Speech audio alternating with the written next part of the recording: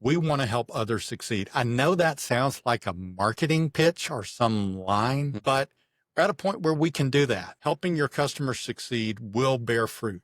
It may not on day 1 or day 50 or day 365, but it will bear fruit. Welcome back to Podcast on Wheels. I'm your host, Brian Smith, and today in studio, we've got a new friend of mine. Welcome to the studio, Steve. Thank you, Brian. Appreciate it. Awesome. So, Steve, we got to know each other kind of through a networking event, but tell us a little bit about your company first. Tell us what you guys do.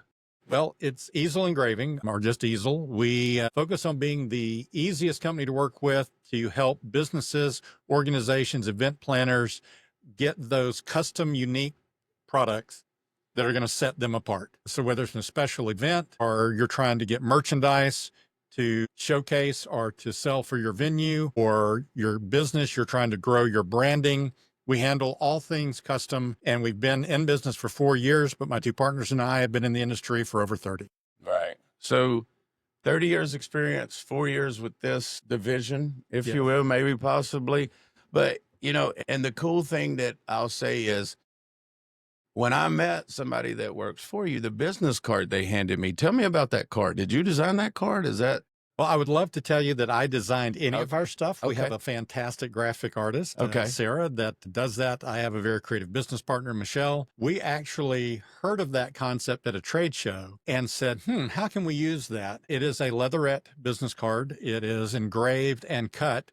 And it's just a way that when we're handing out our card, it's more than just our name. It kind of shows what we can do in a little bit. Well, let's say there were 50 people at that event. Yes. And I probably talked to 12, 15. The leather card was the one that we followed up with, and we're talking to now, right? But I mean, it did set that apart. You'd be amazed at the impact that that card has.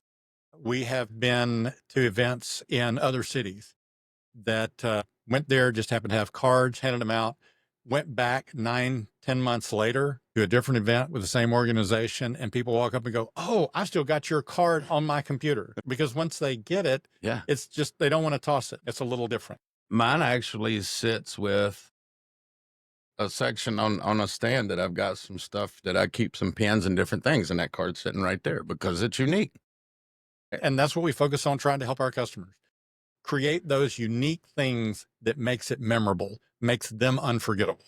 Right. Because that's how you're standing apart. And also tell us a little bit about some of the different things. I saw a name tag you showed me on the Zoom call, some different things. That was cool. We do custom name tags. We do multi-layer ornaments. We do printed hockey pucks for the Havoc. We do jewelry for the Havoc and other hockey teams in their league. They have been a wonderful customer. They've opened up other opportunities for us. We do the standard kind of acrylic and glass and crystal awards for different events, chamber or corporations, employee appreciation. We do perpetual plaques for the employee of the month, employee of the quarter, those types of things. But we do a lot of unique custom type items. We do 2- and 3-layer ornaments with wood and acrylic, glitter and mirror. The Space and Rocket Center is a great customer, multi-layer acrylic ornaments for the Space and Rocket Center, for example. We had an incredible opportunity to create the large plaques that describe the new Mama Zelda display that Thomas Dambo created in the Botanical Gardens. We created unique wooden medals for the 5K run for the Downtown Rescue Mission, their Glow Run, and just delivered similar medals that we created for the Botanical Gardens 5K run. So whether it's merchandise that the Havoc's selling or some other organization, Space and Rocket Center, whether it is awarding their employees and recognizing anniversaries and accomplishments. We have a number of corporations, Tritium, Coda, Iron Mountain, that we do awards for. Promotional products, we do all sorts of promotional products. And if we can't produce it ourselves, we know somebody who can. One of my favorite events was we had a steakhouse come to us and they were having a barbecue competition and they wanted 3 medals, a gold, silver, and bronze medal. Pretty simple, fairly small orders. Great. We did that for them. They loved it. But then they came back and said, what we really want It's one of those big, gaudy WWE belts with rhinestones all over it and everything that we can pass down year after year. We've found a good partner. We manage the artwork. We take quality responsibility for everything we provide, whether we create it or use a partner. We delivered that to them. They loved it. It's still being used. So we love finding and or designing and producing those unique things that the customer needs to stand apart with their employees, their customers, whatever. Yeah. When I searched around, looked on your website, you have some stuff on there right now. As you said, you're building that, Continually building it out. Right. But I was kind of looking for things to cost a little bit more because you do such custom stuff. But it's still what I would expect. Like, how are you able to make that happen, man? Is it just experience, the 30 years of business, understanding how do you do? Fortunately, what we spent a lot of our career, my primary business partner, Michelle, and I, we spent our career automating the processes in the print and creative markets. So we worked as a consulting company for 10 years, sold that to a large multinational public company, took on leadership roles within that company, focused on automating creative processes. And so when we were able to finally escape corporate and launch this a few years back, we were able to bring that creativity, bring the strategic vision of our third business partner, Joe, who we both worked for several years, outstanding individual, and combine the strategy and production knowledge that he has, the production and automation knowledge that we bring to try to be able to deliver in a high quality fashion at a very economical price, the solution for the customer. But then that makes more sense that you had the systems in place. You've been building this automated for years, right? Because we got on a call and we talked about a few of your products and I saw some things and I'd never seen a name tag that had the top of a house on it. Right. I had never seen that before. You showed me you're like that a realtor can use that, yes. Or they could put a car there if they're an auto dealer, right? Like we do all of the custom shaped name tags for Whataburger in North Alabama, Central Tennessee franchises, for example. But it's shaped like a hamburger, right? So it's custom cut. We do custom cut name badges out of wood, acrylics, engravable plastics.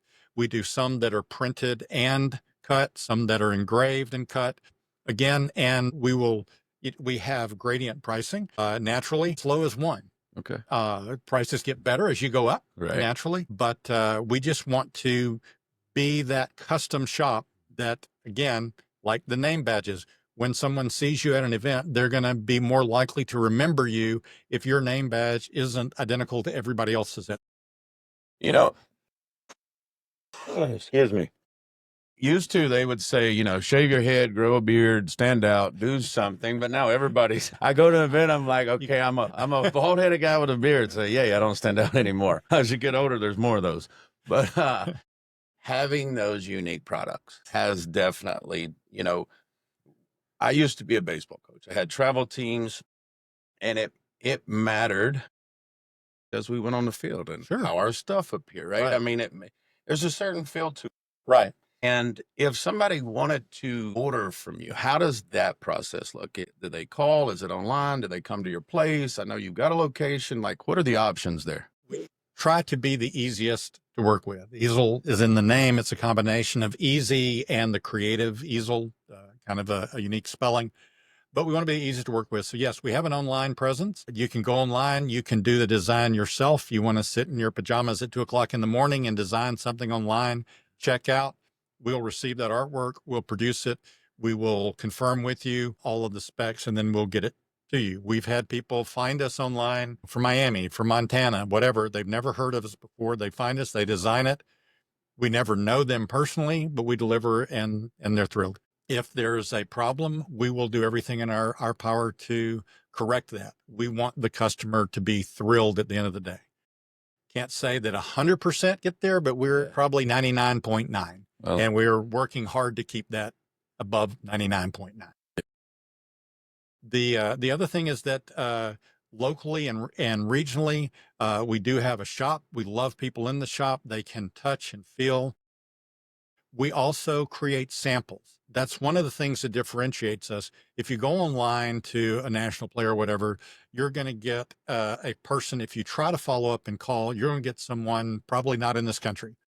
Worked for corporate America, the likelihood you're talking to someone down the street is zero. Plus, you're talking to us. You're probably talking to an owner. And we're going to take it very seriously and very personally that we get your product absolutely right. You can see colors, you can see things online, but a lot of times it's touching, feeling. So I mentioned the medals that we've done for the Down to Rescue Mission and the Botanical Gardens.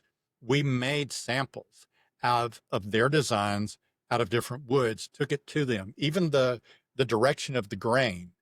So they could say, oh, one of them picked vertical grain, one of them picked horizontal grain. Okay. We want it to be exactly what the customer wants.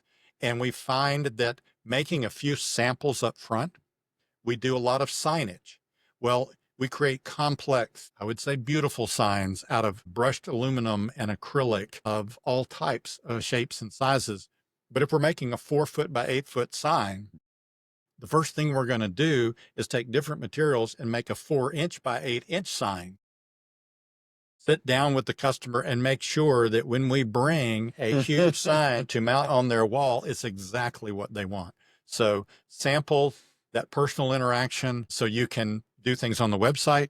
You can submit questions on the website. We will follow up. We'll create proofs. Depending on the product, we'll create samples, host you in the shop, come to your shop. We want to be the easiest to work with.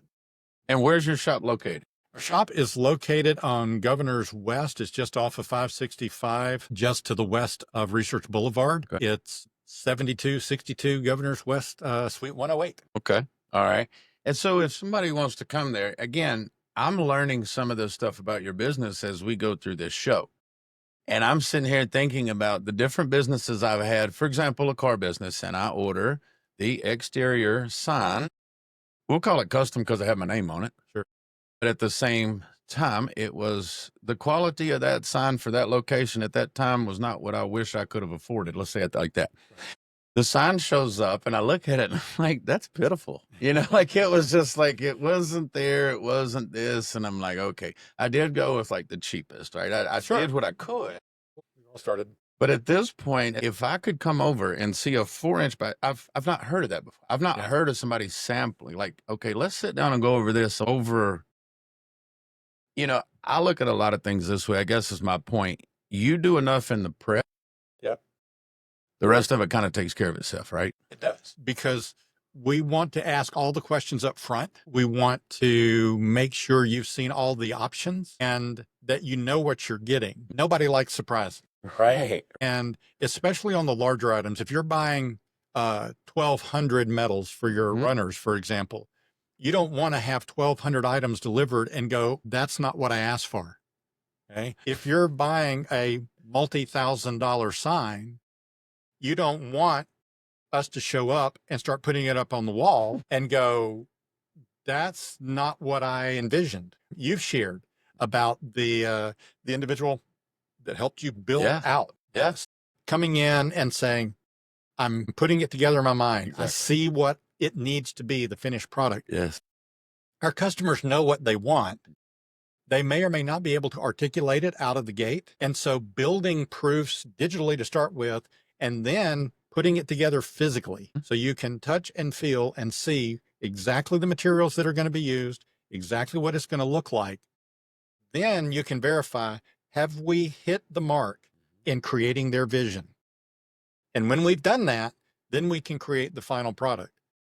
I'd much rather do that with a small amount of material, a small amount of effort, and then make sure that their vision is absolutely spot on when we deliver it, than to take a chance, even with the digital proof, on the larger volume items and the larger items. We just want to make sure it's absolutely right. Yeah. And that is the reason that I'm kind of sitting in that topic is because as we built this, like I'm not sure if you got to see the backside. The backside we've got wrapped with an ad. Okay. But if we hadn't have put it together with the right dimensions of the back door, Right. when it printed out, it would have been digitized. It wouldn't have looked proper. It wouldn't Right. have come out right. When I used to order stuff for baseball teams or the different businesses I've had, there were times that I would go in and get something, as you said, Right.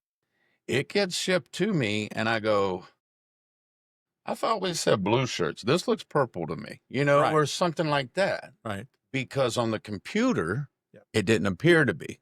Mm.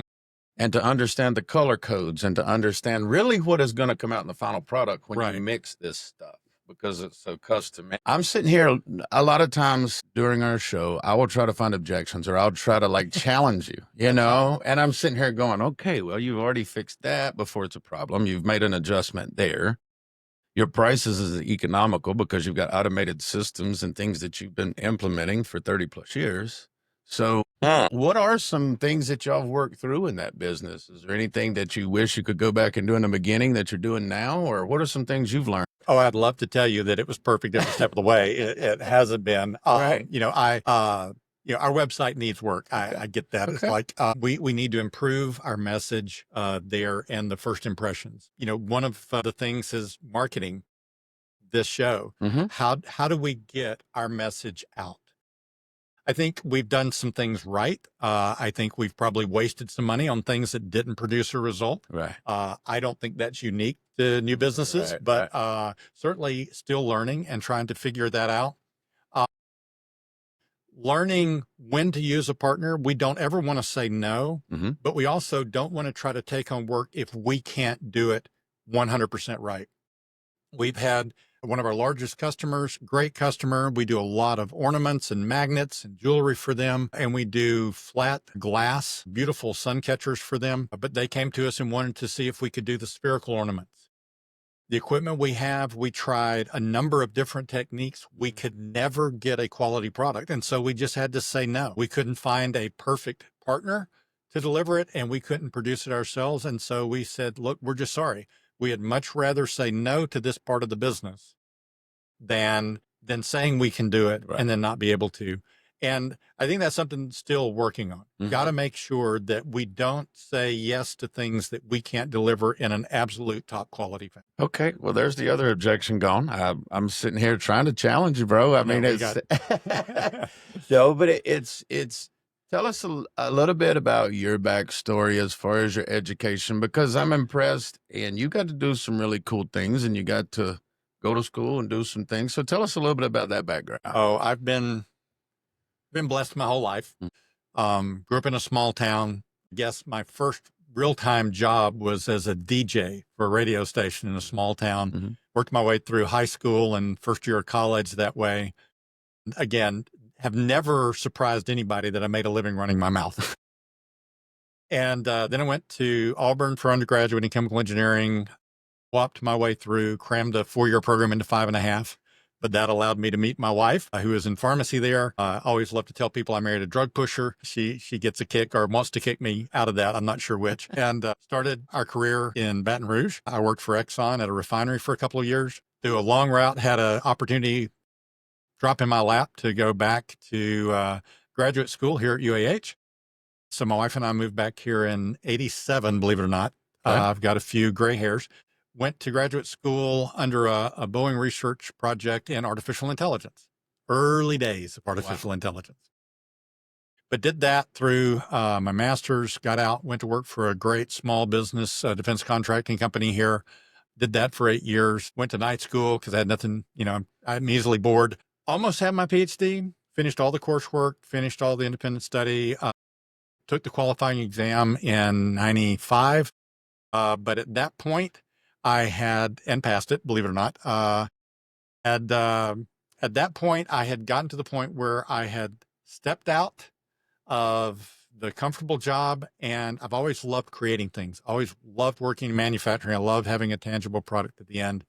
And so had started a consulting company that focused on taking the technology aspects and the automation aspects that I had done in the defense and aerospace industry and tried to apply them to other industries. And so I had a 2-year-old and a 4-year-old at home. And every day I would say, do I write a proposal? Do I write a document I can bill for? Or do I write my dissertation? Hungry kids, need to pay the mortgage, got to pay the others in the company. So the distaff never got written. Just had some great people working around me, working with me. I've always tried to make sure I surround myself with people smarter than me in the room. And I've been very blessed to have had great people like that my entire career. Had a wonderful company in New Albany, a label manufacturer that is an incredible story, family run. And they were growing at 40% a year, 36% margins, and needed somebody to automate their 80,000 square foot manufacturing facility and all of the processes that were involved in producing 3,000 custom items a day. You talk about our custom work, theirs on a completely different scale. But they were an incredible customer. We were able to automate that. My team were able to come up with solutions and took everything paperless. From the time the customer sent in, even if it was a fax, it came in paperless. Everything was routed paperless with automated rule-based systems. All the artwork processes were automated to the maximum extent possible, all the way through billing and shipping and everything. We did that for them. We did that they were bought by a company, and then that was bought by a company. We started doing work for their sister companies and references outside. We ended up in the automotive space and the printing space. Great through the 90s.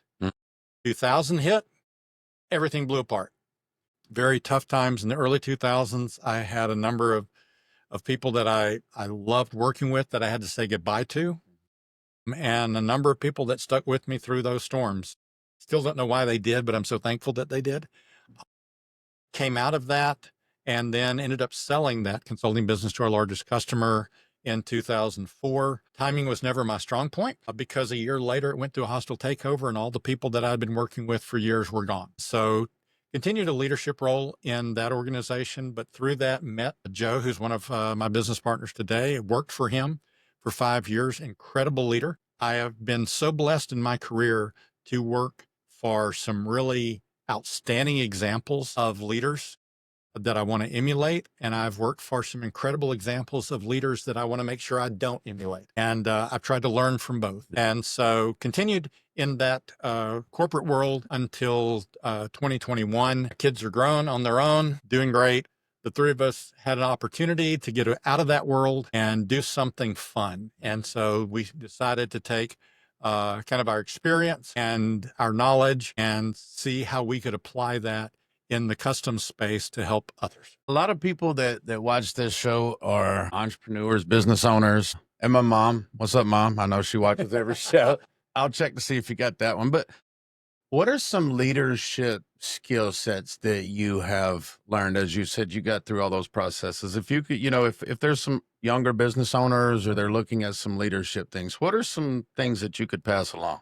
Well, one of the things that I would say is surround yourself with the right people. Don't be afraid to link up with other small business owners, CEOs of other medium and small businesses. Go to conferences, try to learn from others as much as you can. I was fortunate enough to be involved in some groups here in town, even when I had my consulting company, that were other CEOs, and they had companies my size, much bigger, some smaller, but we met once a month.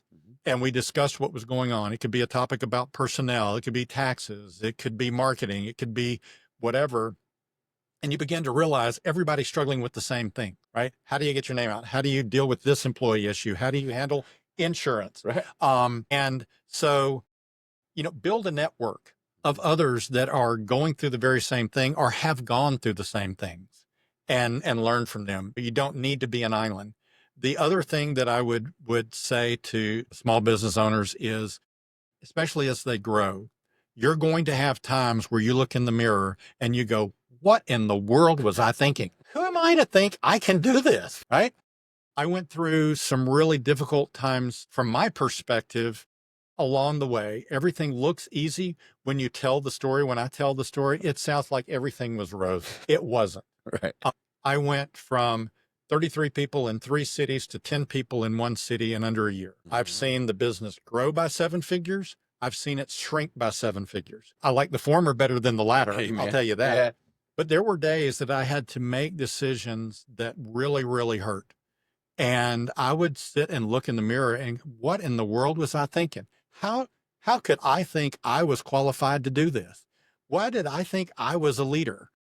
And so there's a lot of self-doubt that creeps in.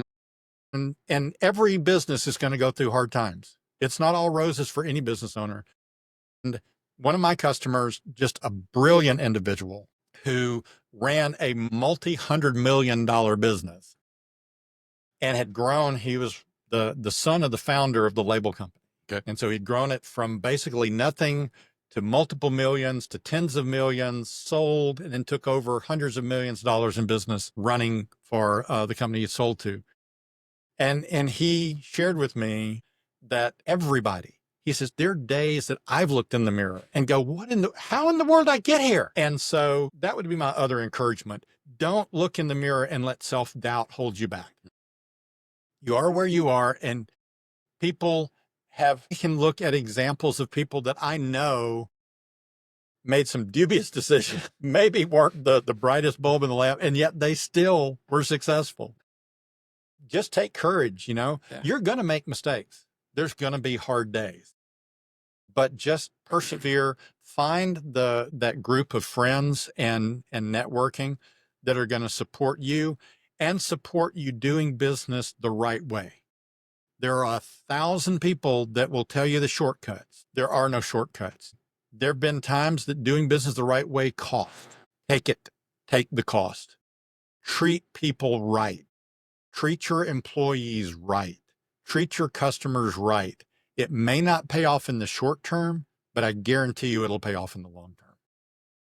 Man, you're driving some nails home right there. And I hope that people are listening, because I've talked to top 1% realtor in Miami, Vegas, friends of mine. I've talked to other people. At the end of the day, whether it's a $5 million home, a $10 million home, a one-off custom thing, it's people to people. It is. It's communication. And it's kind of showing up and doing what you say you're going to do, right? Right. I mean, at the end of the day, it can be that simple.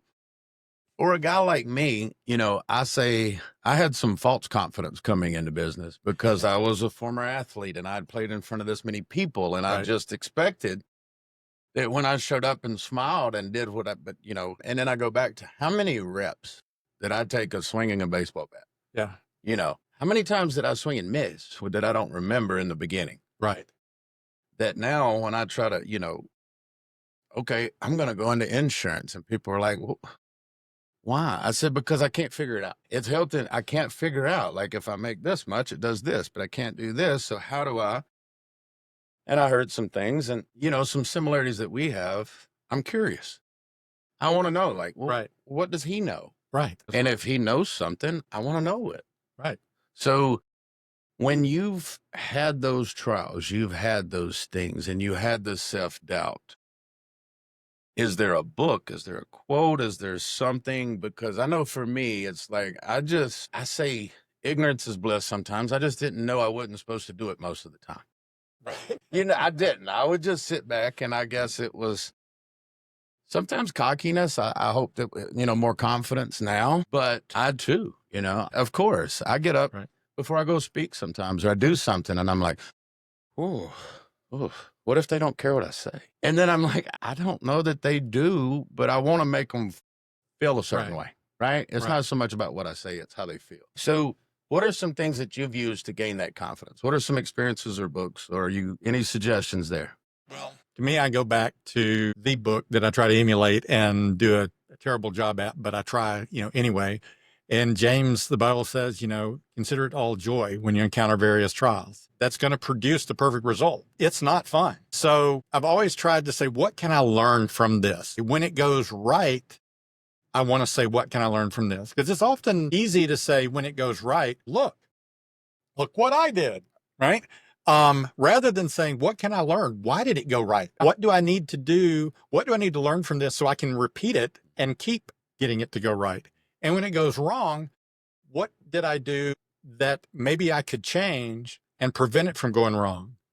But then also have the comfort and the confidence that ultimately we're not in control. There have been some business decisions that have gone incredibly right for me. Incredibly blessed. And people looking back will say, oh, that was so brilliant. What they don't see is that there were events that when my wife and I were up to our eyeballs in debt, that it could have gone so wrong the other way, that years later turned out to be an incredibly great investment. But at the time could have been the dumbest thing that ever happened. And I tell people, yeah, I'd love to take the credit, right? Sit up. Yes. I'm, this wonderful, brilliant, I'm like the football coach. You mentioned it. I'm like the coach, football coach. At the end of the game, I've just scored. The team's just scored, right? And I can call the easy play, 1 point, tie it, and see what happens. Right. Or I can go for the 2. The coach calls the play. The coach isn't on the field, right? The quarterback drops back, throws it to the wide open receiver. The receiver catches it. That coach gets a renegotiated 7-figure contract. It gets extended. They're brilliant. They're risk-taking. They're just the most incredible. The receiver drops it. They lose the championship game. The coach is fired. They're finding somebody else. Coach had nothing to do with that. Now, he's done everything to prepare the players. He's done everything to put everything in motion, but ultimately isn't the one on the field. The same thing happens in business. You can do everything right leading up to it. You can call the right play. You can have the right players in the right position. Something can still happen. Able to acknowledge that you learn from the good, you learn from the bad. When that happens, you can question your decisions, but ultimately you're not in control of everything. Try to be prepare as much as you can, but then accept that and move on. Because it's real easy to say, oh gosh, that was so idiotic. May have been the right play, may have been the right call. Just things outside of your control cause the result not to be what you needed. That's a great way to look at it, because I'm sitting here as a former baseball coach and think about, I feel better about some of my decisions. It didn't turn out the way that I thought they should have because it was the right call. No, I don't know, but it does. It's what I'm hearing is, I tell some people, a lot of times you see what you're looking for. Yeah. And your perception of this situation. But the thing that I'm really drawn to that you brought up is learning more from the wins, because I think as humans, sometimes we have a hard time even celebrating those wins or saying, way to go team. Let's take a moment and say, we've been working on, that 15-year overnight success that people see. Yeah. Like you said, it's like, I've been doing this for a long time, but you get with your team, you celebrate the win. But that's one thing that I will say that I used to do at post-game speeches with baseball teams later on. In the beginning, if you played for me early, I'm sorry we didn't do this. But I would go around to the kids and I would say, okay, what do you think you did well today? What play did you think you did well? Why did you make that play? Because of your positioning, because you knew this situation, because you'd been there before, or maybe you messed it up last week and you're doing it right there. Right. And then they would tell us something they wanted to get better at. So we tried to do that. And thanks to Chance Willard, who's now a fireman, for bringing that into the organization. But again, I had people around me that had different experiences, smarter in areas. Chance brought that. And I'm sitting here just, I guess, patting myself on the back because I have done a lot of things you said. That's great. Yeah, it is. And you mentioned the good. If you just think about basic learning, it's reinforcing. So teachers always grade what you got wrong. It was reinforcing also what you got right. And let's, continue to learn from both of those is how you improve. Yeah. And I've been so blessed.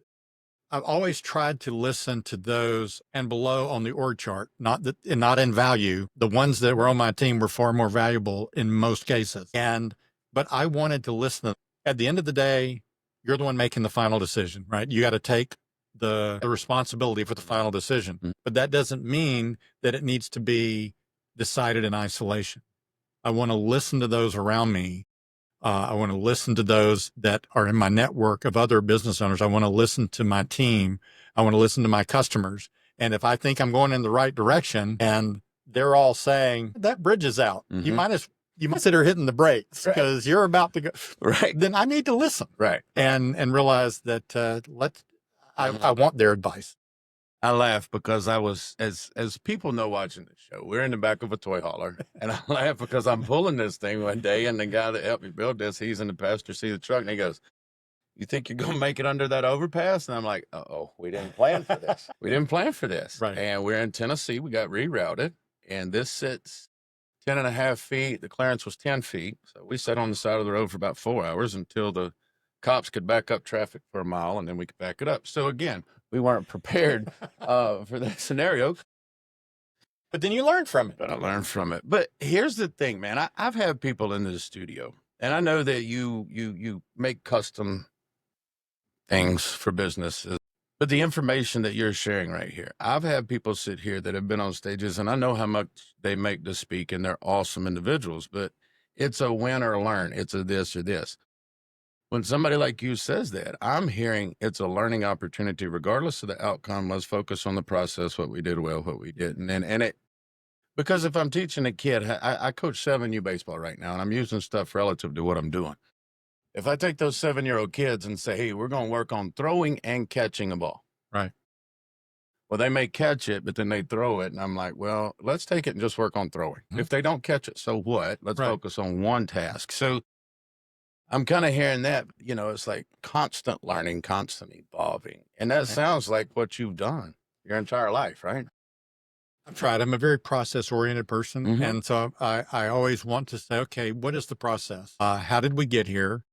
I was very, very blessed. The family that started this label in Indiana, the Conways, the dad started it.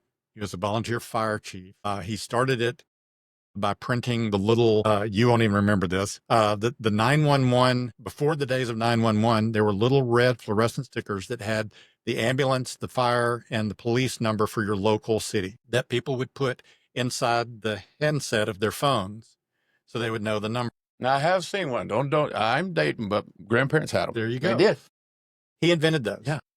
And grew a multi-million-dollar label business from seeing a need, seeing one need as a fire chief, because he was a fire chief in a small town, and he saw a fire truck from a town 20 miles away go past his fire station, followed them, and a house had burned to the ground a few blocks from his fire station. And he said, never again. Yeah. So he saw the need. His son and daughter and son-in-law took over the business and just exploded it. A few years later, the daughter, Winnie, was the best boss I've ever had in my life. Yeah. She was my customer. Her brother, Alan, was my boss for many more years. He was my second best. I love them both. Yeah. And Saul, Winnie's husband, they have had the most tremendous impact in my life of anybody. Just wonderful people. But Winnie shared something with me. I was a consultant working for them, trying to automate a multi-million-dollar business. I think it was 32 million at the time. Their whole business was riding on the technology that we could deliver. And we would work really hard. We would deliver something, but then there were times we'd run into hurdles, and I'd be there and we were supposed to be here and we're just not there yet. And, just feel terrible. It's like, okay, what are we going to do? I've worked for people that's like, okay, you're gone. Right. She would look at me and say, Steve, has the goal changed? No, ma'am. You know where we want to be. You know where we are. We need to focus on how we get there. We might have thought we would have been here, and we're now here. Doesn't matter. You still know where we need to be. Let's focus on how we get there. And I've tried to apply that is from a process standpoint, we know the goal. We may know the steps to get to that goal, but we may get along the path and not be where we thought we would be. Goal hadn't changed. Let's just, rather than wasting time on why aren't we there, we need to learn along the path. The goal hadn't changed. How do we focus our energy on where we are? We are where we are. We can't change that. Right? Right. How do we get to where we're going? Yeah. Oh, that's, again, the most complex things are simple. Yeah. It really is. And I know for that, but it's, man, I thought we were going to talk about how to make stuff and customize stuff. I didn't know this was going to be an all out learning session and opportunity, but again, we jump on a call after seeing a cool card. And like, for example, though, I do have to ask the cost of that card. If I ordered 1,000 of those, do you know about what I've paid all kinds of prices I've had. Well, it's certainly a lot more than you would pay for a paper card. I think we've done And there are people that have come to us. We really made it up to showcase us, yeah, right? But others have come and said, we really like that. Can you make a design of something similar for us? Sure. They're about $1.35 for 100, about that's cheap. That is cheap. Cheap. So, that's cheap. I've paid $2 for cards before. Yeah. I've paid $2.50. You can, but I never had one that cool. Right. So that's a good price. And the value, again, though, you had the automated, the systems, the experience, and the knowledge. And great team. I do not want to shortchange the number of people. I've had the privilege of probably working with a couple of hundred people down through the last 35 years in this area and beyond. And I cannot overstress. If anybody looks at me and says, oh, you succeeded here or there, I cannot overstress the value of my team. I tell people I just got to take credit for their hard work. Yeah. Yeah. I'm just very blessed that I got to take credit for their. And I think guys that are watching, it's obvious why he's been successful, because again, he's going to stop me and say, no, give the credit to the team because they did it, but you put the team together. You held the team together. You did a lot of this. And, I want you to leave here feeling that win. Because like we talked a little bit ago, as we go and develop and getting around people and being around those men, see, you've challenged me here today. Okay. This has been a great. Well, that's what I love about this, is because we're going to challenge each other. I'm going to learn. I'm going to take this message. We're going to get it out to you guys, and we're going to share it to more people. That's how we grow, as challenging each other, iron sharpening iron. That's it. That's it. As you guys know, we always end up back to the faith part somehow. We didn't discuss that before, not 1 second. Not 1 second. And we didn't. But before, as we kind of wrap up the show, what did I not ask that I should have asked? What are some things that, we've covered a lot of stuff. Right. Is there anything that... No, I am a Christian, so I would be remiss to say that I would have to give all credit to Christ. Yeah. I've been so blessed in my life, the ups and downs. We want to help, as far as our business, our current business, we want to help others succeed. I know that sounds like a marketing pitch or some line, but we're at a point where we can do that. And I truly, truly believe that we don't succeed unless our customers succeed. And I've seen that over and over and over again for the 45 years that I've worked. That if we're focused on our customer success, and you mentioned books. There's a sales book called Selling Among Wolves from Michael Pink. I don't know if you ever heard of it, but he is also writes it from a biblical perspective. And his whole point was, even though he was like a copier salesman, he found solutions for his customers, whether it made him money or not. And that to me was a great influence as well. Helping your customers succeed will bear fruit. It may not on day 1 or day 50 or day 365, but it will bear fruit.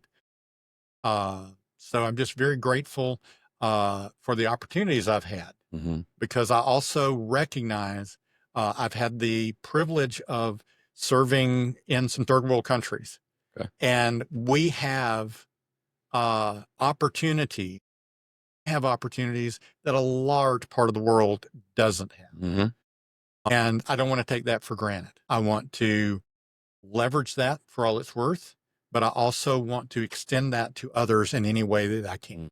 Well, I think that's a great way to wrap up the show, man. I mean, that's heartfelt, it's sincere, and it's real. And I wouldn't share this if it wasn't. I promise you, we don't play with that. You know what I mean? That's real. And I do greatly appreciate you being here today. I appreciate the opportunity. You being here. This was fun. And guys, thank you for watching the show. And if he's got a product that you guys are interested in, shoot him a message, go by the office. Before you hit purchase, maybe talk to him and make sure the colors and everything looks right, so that he can, give him a chance, to make sure everything's what you want on the back end, the final product. Absolutely. Right. So, and guys, again, if you got some value from this show, please share it, like, comment, ask some questions. And thank you guys for watching Podcast on Wheels.